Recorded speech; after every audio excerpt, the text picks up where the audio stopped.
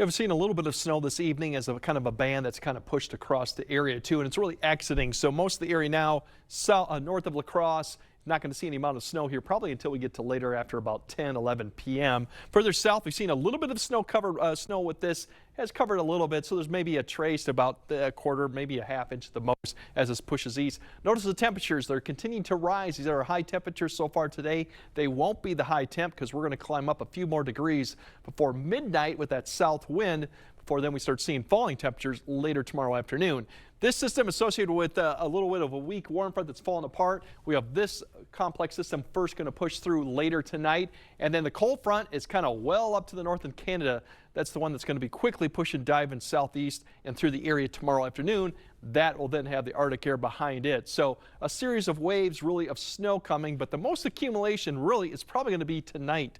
Here's that band that's pushing across the area. That's exiting. Temperatures will continue to rise to possibly near 30 by the time we get to midnight. And here's that other activity that's really starting to develop. And this one has the best chance for accumulation. But if you note, as it kind of swings to the southeastward, it's kind of going to stay south of Eau Claire. I think most of the area will be La Crosse south, but this will come through pretty much from about 11 p.m. to about 3, maybe 4 a.m. I doubt it will really persist through the morning commute, but some areas towards Prairie du Chien, maybe up towards Richland County, may see some of that linger through the morning commute. Otherwise, we'll be dry.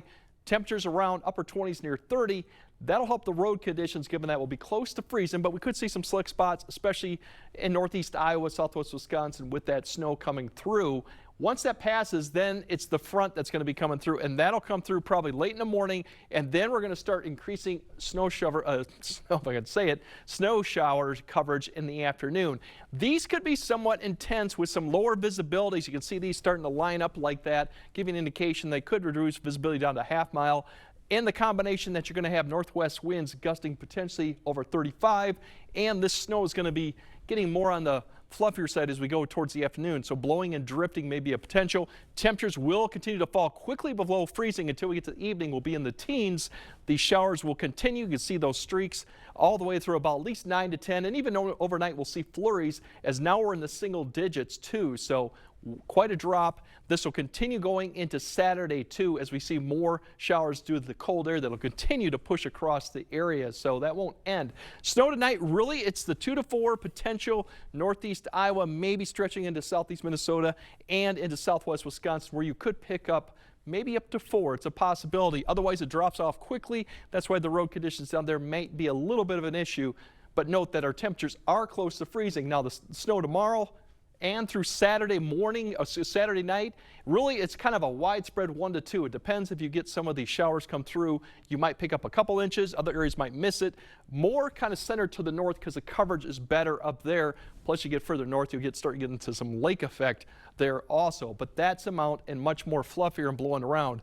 If we look at the road impacts, it's really tomorrow afternoon is when we could see that flash freeze too, as we lower the temperature back down. The visibility could be a problem Friday afternoon. That's probably the worst, I think, travel conditions. Otherwise, the wind chill will become more of a factor Saturday night into Sunday, because Saturday we're looking at teens for highs.